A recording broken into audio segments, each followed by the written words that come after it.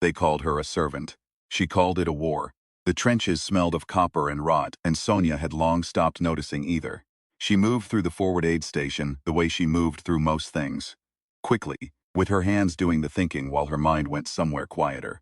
Compress, bind, speak low. Tell the boy with the shred forearm that it looked worse than it was, even when it didn't. Find the man with the shrapnel in his thigh and work the fragment out with fingers steadier than they had any right to be after 19 months at the front. She had been a countess once. Noble title, silk gowns, the particular loneliness of enormous rooms.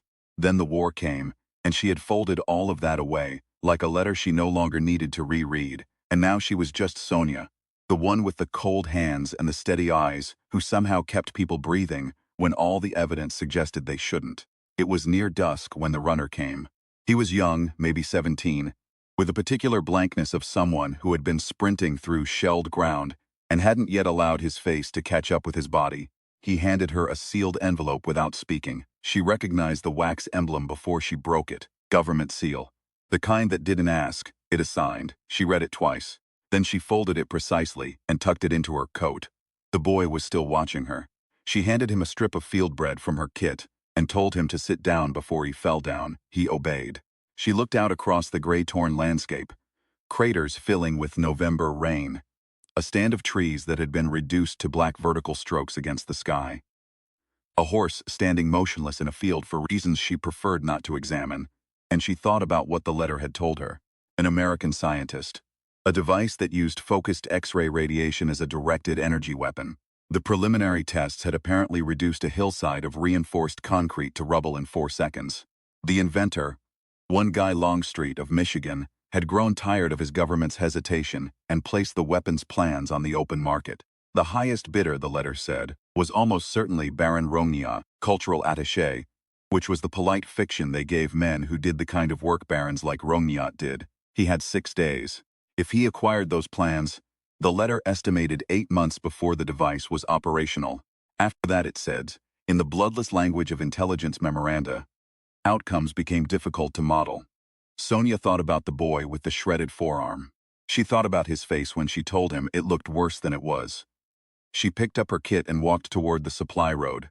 She crossed the Atlantic as steerage, which was the only way to cross without leaving a record, and which meant 3 weeks in the lower decks among the people the war had turned into motion. Refugees, workers, families whose faces carried the specific exhaustion of people who had left everything they owned in a house they weren't sure still stood. She played cards with an elderly Serbian woman who cheated with magnificent openness and seemed offended when Sonia declined to be angry about it. She told anyone who asked that she was a governess, traveling to take a position in Connecticut, and she said it with the particular flatness of true boredom, which is the best camouflage a lie has ever found. At night she lay on the narrow berth and stared at the riveted steel ceiling and thought about Rogniat. She had encountered his type before. Men who dressed their appetites in the language of patriotism, who moved through the world with a diplomat's immunity and a criminal's instinct, who never personally did the thing that needed doing, but always arranged for someone else's hands to be dirty. He would be charming. He always was. He would be watching for anyone who showed too much interest in the scientist, which meant she needed to show interest in everything except the scientist. She needed a reason to be in the house. She needed proximity. She needed to be invisible, which was something nobility had never prepared her. For but 20 months of war had taught her completely. The ship docked on a cold Tuesday morning. She watched the city come into focus through salt-hazed glass and felt something that was not quite hope but lived in the same neighborhood. The Longstreet estate sat on the western shore of a lake in Michigan, and getting the position as domestic staff had required only a carefully composed letter of reference, composed by Sonia herself, under a name she'd used once before in Vienna, and a single interview with the housekeeper, a severe woman named Mrs. Galton, who seemed disappointed that Sonia's references were so unimpeachable. She was given a room on the 3rd floor and a schedule that began at 5 in the morning. For 3 days she was merely what she pretended to be. She carried breakfast trays and coal scuttles.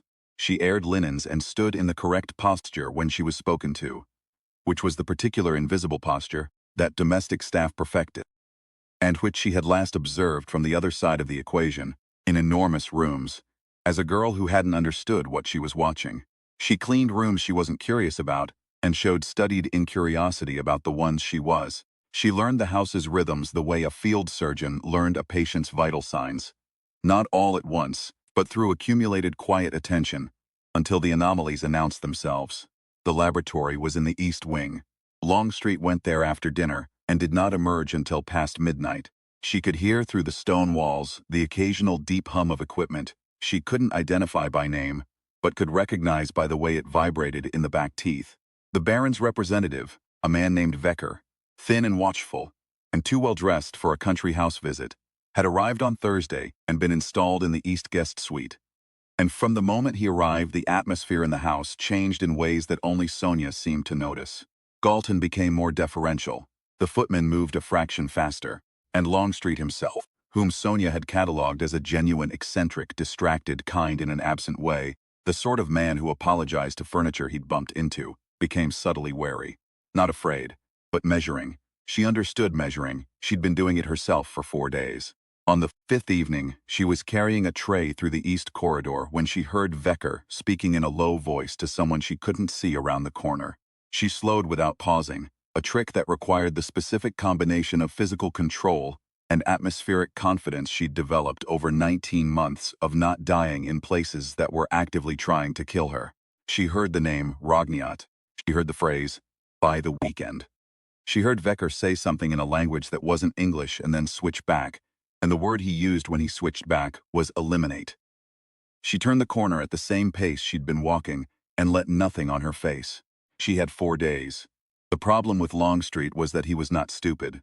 She had assumed he was. The letters described him as impractical, focused to the point of social blindness, the cliched, eccentric inventor who couldn't locate his own front door without a map. This was the version the intelligence summary had given her, and it was wrong in the specific way that summaries written by people who had never met someone were almost always wrong. He was distracted, yes. He genuinely forgot things. The correct date, which fork was for fish, the names of half the staff. But underneath that distraction was a mind like a watch mechanism, intricate and precise, and it had noticed her in a way she hadn't intended. It happened at breakfast. She was refilling his coffee in his hand, reaching for the cup, brushed hers, and he said without looking up from the papers he was reading, "You're not from Connecticut." She kept her face arranged. "Sir, the accent." He looked up then, not suspicious, curious. There was a difference, and she could read the difference the way she could read a wound. The particular quality of attention that wanted to understand, rather than accuse. You have a mid-continental European inflection on your long vowels. You've worked to hide it, but it comes through on words that start with W. Where? My mother was Austrian, sir. I grew up speaking both. He looked at her for another second. Then he went back to his papers. Fascinating, he said, and she genuinely couldn't tell if he meant her or the schematic he was reading. After that, she was more careful, and he was more present. She found the plans on the 6th day. The laboratory key was kept on a hook inside Longstreet's study, which was locked, which meant the study key, which was kept by Galton, who slept on the ground floor, which meant a set of movements that needed to happen in a precise sequence during the 2 hours between midnight and 2 a.m., when the house was quietest. Sonia had planned it the same way she planned most things, backwards from the outcome, finding each problem before it found her. She was inside the laboratory at 12:47. It was the most extraordinary room she had ever stood in. The device occupied the center of the space. A column of what looked like glass and copper, rising from a base plate of machined steel, surrounded by a constellation of secondary instruments she couldn't name. The air smelled of ozone and hot metal, and something else underneath, something almost organic, like the moment before lightning. She had seen artillery. She had seen the aftermath of artillery. She had helped reassemble men after artillery had expressed its opinion of them. But there was something about this machine's stillness, its patient, contained geometry, that frightened her more cleanly than any shelled field ever had. It was not loud. It was the opposite of loud. It sat there with the absolute composure of something that did not need to be threatening because it already was. She found the plans in a locked cabinet behind the secondary console. The lock took her 4 minutes. She photographed each page with the small camera she'd carried across the Atlantic, taped to her torso, working by the thin blue light of the instrument panels. And when she was done, she relocked the cabinet and returned the plans to their exact position, and stood in the center of the room, For one moment longer than necessary, looking at the machine, she thought about what 8 months would mean. She thought about the boy with the shredded forearm. She thought about what the weapon in front of her would do to him and to every iteration of him. Every boy, every field, every aid station, if it ended up in the wrong hands. She turned off the instrument panel light and left. She was in the corridor, 12 steps from the laboratory door, when she heard Vecker behind her. "What an interesting hour for housekeeping," he said. His voice was pleasant. That was the worst part. The pleasantness, the complete absence of threat in his tone, because men who were genuinely dangerous didn't need to put it in their voice. They kept it somewhere else, somewhere quiet and practical, and they only moved it when they needed to. She turned around. He was standing in the corridor in a silk dressing gown, holding nothing, which somehow made him more alarming than if he'd been holding something. The lamp from the corridor sconce made his shadow tall and specific. He looked at her with an expression that was almost kind. "I think," he said, "we should go downstairs and discuss this calmly." "I was checking the east window latches," she said. "Mrs. Galton asked me to before. Mrs. Galton is asleep." He hadn't moved, and the east windows are in the other wing. A small pause. "Come. We'll have tea. Mr. Vecker enjoys late-night tea. It's one of his more harmless qualities," she was calculating. The corridor was 12 feet wide. There was a side table 4 feet to her left with a ceramic lamp on it. Heavy base, decorative but not weaponizable from this angle. There was a servant's stairwell 20 feet behind her, but he was between her and the main stair, and she'd need to get past him to reach the east exit. He was not physically large, but he was positioned with the particular deliberateness of a man who had done this before, who had thought about where to stand, who was less surprised by this encounter than he appeared. She smiled at him. It was the smile she'd used in the trench, the one that meant nothing was wrong, even when everything was. "Tea sounds lovely," she said. "Lead the way." She let him turn first. She had 3 seconds while his back was to her. She didn't use them, not because she lacked the nerve. She'd decided in the corridor that if it came to it, it would come to it. And she had stopped apologizing to herself for the things war had made necessary. She didn't use them because she heard, at precisely that moment, the sound of footsteps from the study at the end of the corridor. The quick, irregular footsteps of someone who'd been awake for 20 hours and was moving on intellectual momentum rather than physical alertness. Longstreet's footsteps. She'd learned them 3 days ago. He appeared in the study doorway, in shirt sleeves and spectacles, holding a length of copper wire in one hand, and looking at Vecker with an expression that was not quite the distracted benevolence he usually wore. There was something sharper under it, something that had been sharpened specifically. "Vecker," he said, "it's 1 in the morning. Mr. Longstreet." Vecker turned smoothly. The smoothness was the tell. I know what you were simply." Longstreet looked at Sonia then. His expression changed. Not in a way she could have described to anyone who hadn't spent 2 years reading faces at the moment between one thing and another. But she saw it shift, and she understood that he had been sharper than she'd given him credit for, that whatever he'd suspected about her in the breakfast room had not been dismissed but filed, and that he'd been waiting to see what it meant. "I think the 3 of us should go to the study." Vecker's pleasant expression became briefly unpleasant, and then pleasant again. Of course. The study was cluttered with the organized chaos of genuine intellectual work. Papers weighted with books, books used as paperweights, diagrams pinned to boards and to the wall, and in one case to the ceiling, where presumably Longstreet had been lying on his back having a thought. A fire burned low in the grate. It smelled of coffee and cedar and the particular exhausted warmth of a room that had been lived in at depth. Longstreet sat on the edge of his desk. Vecker took a chair with the precision of a man who preferred to have furniture at his back. Sonia stood. She was still holding nothing which she was now grateful for. "My government," Longstreet said, addressing neither of them specifically, "has been deeply uninterested in the work I've been doing for 4 years. I spent 18 months proving the weapon was theoretically possible. Another 14 proving it was practically achievable. Then 6 months demonstrating that the demonstration had worked." He picked up the copper wire and turned it in his fingers. "They said they'd get back to me. That was 11 months ago." "A terrible way to treat a man of your talents," Vecker said. "I sold the plans to you," Longstreet said, "because I was angry, and because the offer was very large." A pause. "Neither of those is a good reason," he looked at Sonia. "You went into the laboratory tonight. It wasn't a question." "Yes," she said. "The photographs you took won't reproduce cleanly." The emulsion I use on the instrument lighting is specifically calibrated to distort on certain film types. It's a precaution I took several months ago when I began to think I'd made a mistake. He set the wire down. Who sent you? She told him. Not everything, not the letter, not the seal, not the name of the man who had handed her the envelope in the trench while she was binding a boy's arm, but the substance, the war, the stakes. What 8 months meant in terms she could make specific. Because she had been specific witnesses to what weapons meant in bodies, and she did not have to speak in abstractions the way intelligence summaries did. When she finished, Longstreet was quiet for a long time. Vecker was not quiet. Vecker had been moving, incrementally, toward the side table near the window, and Sonia had been tracking him through 17 layers of peripheral attention, while appearing to speak only to Longstreet. When he reached for what was on the table, which she had already identified as a small nickel-plated revolver, not decorative, very functional. She moved before he'd completed the reach. She took his wrist.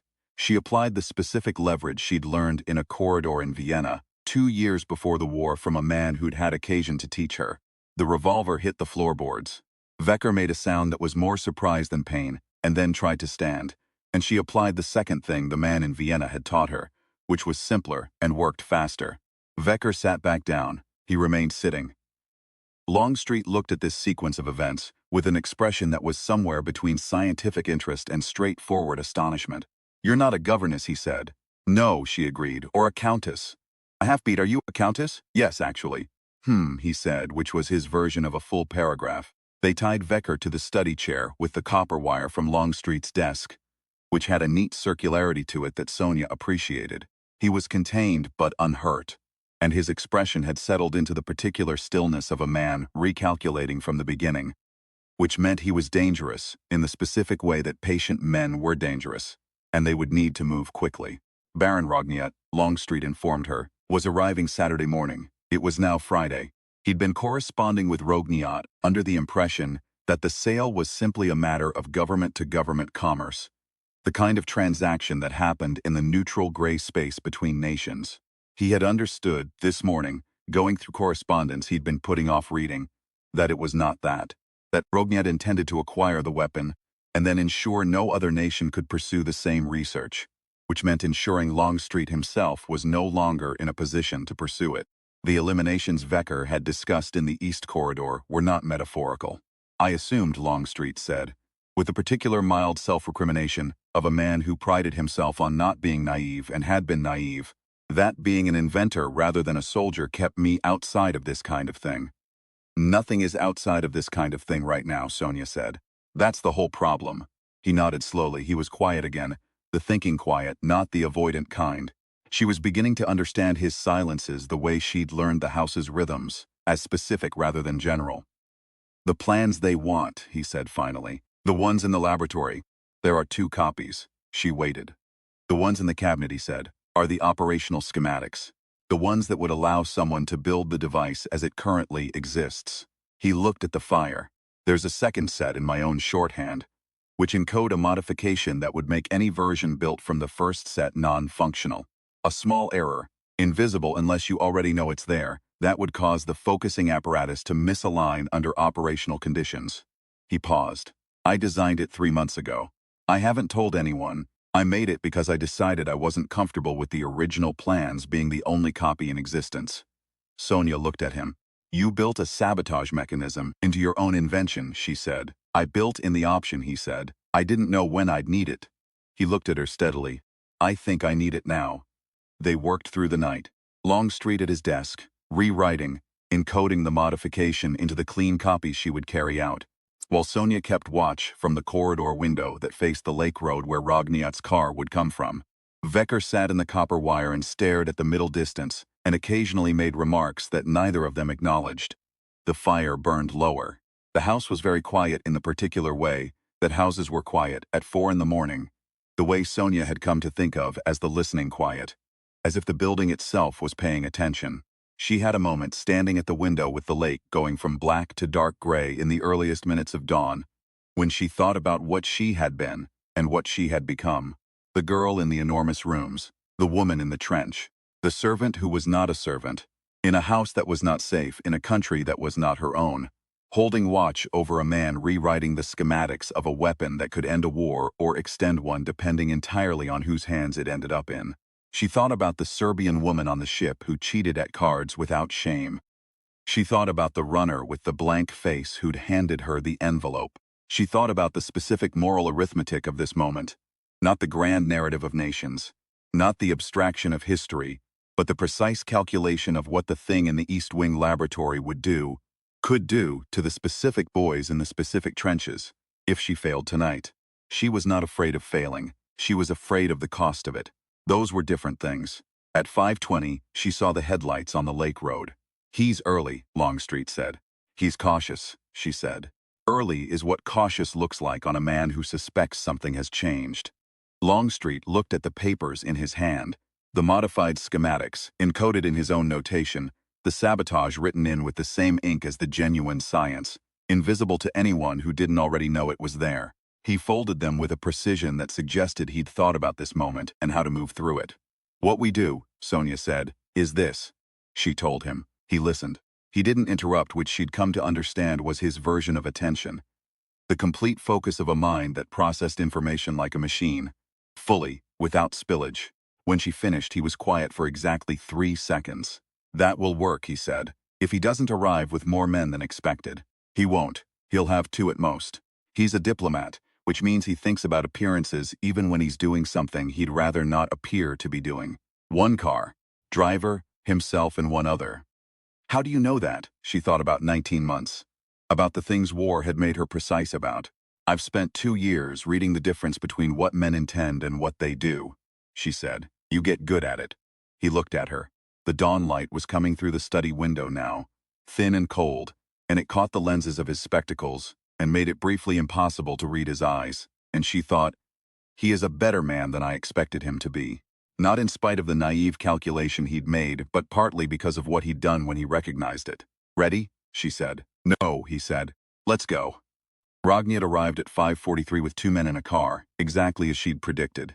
He was smaller than she'd expected. Men who commanded fear at a distance were often smaller in person, as if the scale of their reputation compensated for something. He wore a gray coat with a fur collar and moved with the careful authority of someone who had learned authority as a performance before he'd learned it as a fact. His face was handsome in the arranged way of men who had spent decades making it so, and his eyes were the particular pale color that catches light unpleasantly. Longstreet met them at the door. Sonia was in the hall domestic staff, invisible by position, which gave her an unobstructed view of everything and a proximity to the corridor that led to the East Wing. "Baron," Longstreet said. "You're early. I find it efficient," Rogniat said. His English was excellent, slightly over-precise in the way of men who'd learned it as a weapon rather than a language. "I trust the package is ready?" "Nearly," Longstreet said. "Come through." She watched Rogniat's eyes move as he entered the hall. The practiced flicker of a professional cataloging a space, noting exits, noting personnel. His gaze crossed her and moved on without registering. Which was exactly what she'd intended. She was backdrop. She was furniture. She was the thing that people like Rogniat had been trained their entire lives to look through. His second man, the one who wasn't the driver, stayed near the door. She'd accounted for him. The handoff happened in the study. Longstreet laid the papers on the desk. Rogniat leaned over them with the contained excitement of a man who had been waiting, who had arranged and maneuvered and paid for this moment, and who was now in the last seconds before having what he'd come for. He reached for them. "There's one condition," Longstreet said. Rogniat looked up, the smallest narrowing of the eyes. "The payment arrives in escrow before those papers leave this room," Longstreet said. "I want confirmation of transfer before you take them." That was not the arrangement. The arrangement has evolved. Longstreet said it with a flat steadiness that Sonia recognized as something that had nothing to do with bluff. It was the composure of a man who had decided, entirely and without reservation, that he was willing to let the whole thing collapse. The confirmation, or the papers stay. Rogniat looked at him for a long moment. Then he nodded, minutely, to the man near the door, who produced a portable telegraph instrument and began the transmission. While Rogniat was watching the door, Sonia moved. She was in the corridor in 4 seconds, through the East Wing door in 12, and in the laboratory in 22. The original plans were in the cabinet exactly where she'd left them. She took them out, placed the duplicate, the clean set. the ones Longstreet had encoded through the night with his invisible modification on top, and took the originals. She was back in the corridor in 40 seconds. She was near the garden door, with the originals rolled inside the lining of her coat, when Rogniet's second man stepped in front of her. He was large, not in the trained way, but in the basic physical way, which was harder to account for and couldn't be reasoned with. He put a hand on her arm with the specific casual authority of a man who'd never had to be subtle about size. She was smaller than he was. She was smaller than most people she'd had occasion to contend with, and she had learned in Vienna, and in the field, and in a dozen small corridors in a dozen small crises, that this was not the relevant measurement. The relevant measurement was commitment. She used the thing from Vienna. He was larger, but he went down, and she went through the garden door into the cold morning air, and she ran. The lake was gray and perfectly still in the early light. She ran along the shore path with the cold coming off the water, and the grass wet and the plans sealed against her body. Behind her she could hear the house waking up to something having gone wrong. Voices, a door, footsteps on gravel. She didn't look back. Looking back was the decision to stop moving, even for a fraction of a second. And she had stopped doing that in the first trench. She reached the boathouse at the south end of the property, which she'd identified on her second day, and clocked the distance to on her third. The rowboat was where she'd located it, unchained for winter use on the lake.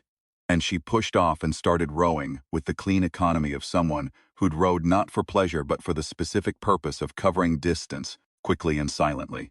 Behind her, on the shore, she heard voices. She didn't turn around. She rowed. The far bank was 200 meters across, and she covered it in 11 minutes, which felt much longer, and the whole time she was thinking about the calculation. The plans in her coat, the modified duplicate that Rogniet now had, the invisible sabotage encoded by a tired man in the small hours of a Michigan morning.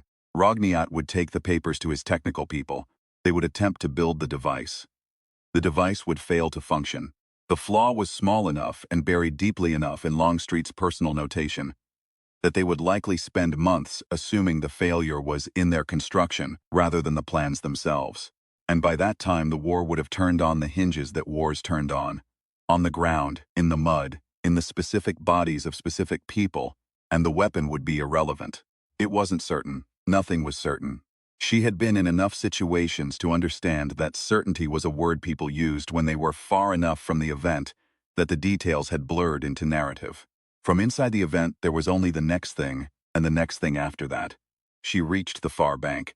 She pulled the boat ashore and stood in the cold morning, looking back across the water at the Longstreet estate, where she could see figures on the bank and the small shapes of men trying to decide what to do next, which was all men ever were when you were far enough away. Small shapes trying to decide. She started walking. She saw Longstreet 3 days later. Not at the estate. She didn't go back to the estate. She'd sent a message through a contact in the city, and he'd come, and they'd met in a coffee shop on a street, with a name she'd already forgotten, and he'd arrived with his spectacles and his distracted manner and a leather case he set on the table without explanation. The transfer went through, he said. Rogniet has what he thinks are the complete plans. Good. My contact in the city says there's been no further discussion of elimination. He said the word with a delicacy that was not squeamishness but precision, the way someone used a word they'd encountered in a context that required them to take it seriously. That may be because the plans appear to be complete. He has what he wanted. Yes, he looked at the leather case. I've been thinking about what you said. About the weapon. He was quiet for a moment. I didn't build it to be used the way it would be used. I built it because the physics were interesting. Because the problem existed and I wanted to understand if it was solvable. He paused. That's not a defense. Understand, it's not a defense. I know, she said. The real plans, he said. The originals. He looked at her coat. What happens to them? They go to my government. They'll be secured. Not used. Secured, there's a difference. She paused. In theory. He made the sound that was his version of a full paragraph. I should tell you something, he said. The modification I encoded. The sabotage. She waited. It's not permanent.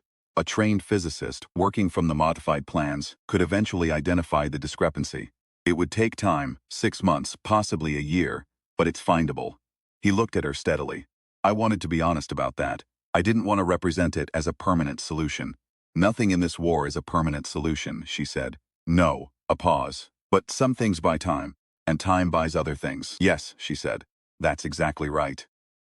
She looked out the window at the street. Ordinary people moving through an ordinary morning in a city that hadn't been shelled, where the buildings were still standing, where the glass was still in the windows. She thought about the boy with the shredded arm. She thought about the runner with the blank face and the letter she'd read twice and folded precisely. She thought about what it meant to fight a war from the inside of it. Not from the position of generals and maps and the abstracted language of intelligent summaries, but from the position of a woman in a corridor at 1 in the morning, making the calculation with her hands and her nerve and the two things she'd learned in Vienna. She thought about the machine in the East Wing laboratory, the column of glass and copper, and contained possibility, patient and cold, and capable of things she preferred not to think about at length. She thought about the fact that she had not destroyed it. She thought about whether she should have. She didn't have a clean answer. That was the honest thing, and she had decided a long time ago. In the first trench, in the first cold dawn, over the first set of injuries that shouldn't have been survivable, that she would be honest with herself about what she didn't know. The people who were most dangerous in her experience were not the ignorant ones, but the certain ones. The ones who had filed everything they'd seen into a narrative that confirmed what they already believed. Uncertainty was uncomfortable, but it was accurate, and accuracy was the only tool she'd ever found that actually worked. Longstreet was looking at her. "What happens now?" he said. "Now," she said, "I go back." He looked at the leather case on the table. "I want to come with you." She looked at him. "The modification," he said. "If they find the flaw, if they begin to compensate for it, I'm the only one who can stay ahead of that. The only one who knows the system well enough to modify the counter-modification, to keep them chasing a moving target." He picked up his coffee and then put it down without drinking it, which was a gesture she'd noticed him make before. The act of reaching for steadiness and then deciding he didn't need the prop. "I understand what I've been. I'd like to understand what I could be." She thought about it. Not long, the calculation wasn't complicated once she'd let it be simple. "You'll need better shoes," she said. "I have terrible shoes," he agreed. "Yes," she said, "I know." She picked up the leather case. She stood and he stood, and they walked out into the cold morning, and the street was full of people moving through an ordinary day, and somewhere behind them across a very wide ocean a war was grinding forward on its enormous, terrible gears, and she thought, not today. Not this piece, not these plans. This much at least we held. She didn't hum, she wasn't the humming type. But she thought of the Servian woman on the ship, the one who cheated at cards with magnificent openness, who'd looked at Sonia across the small table in the lower deck and said, in a language Sonia barely spoke, something that translated approximately as, "You play as if you expect to lose, and that's why you haven't won yet." She walked faster. The morning was cold and clear, and the city was loud around her in the particular American way. The mechanical energy of it, the scale, the sense of a place that hadn't been broken yet and didn't believe it could be. And she moved through it with the particular economical grace of a woman who had been a countess and a nurse and a spy and a servant and was now something that didn't have a title yet. Something the war was still in the process of making, something that would not be finished until the war was. She held the leather case against her side. She walked toward the future, which was not a direction on a map, but a decision made once and remade every morning. The decision to keep going, to keep seeing, to keep being willing to move into the corridor at 1 in the morning, with the cold floor under your feet and the dark ahead of you, and the calculation in your chest that said, "This matters and I am here, and those two things are enough." She did not look back at the coffee shop. She did not look back at the water. She did not look back at the gray Atlantic she'd crossed in steerage with her lie rehearsed and her hands steady.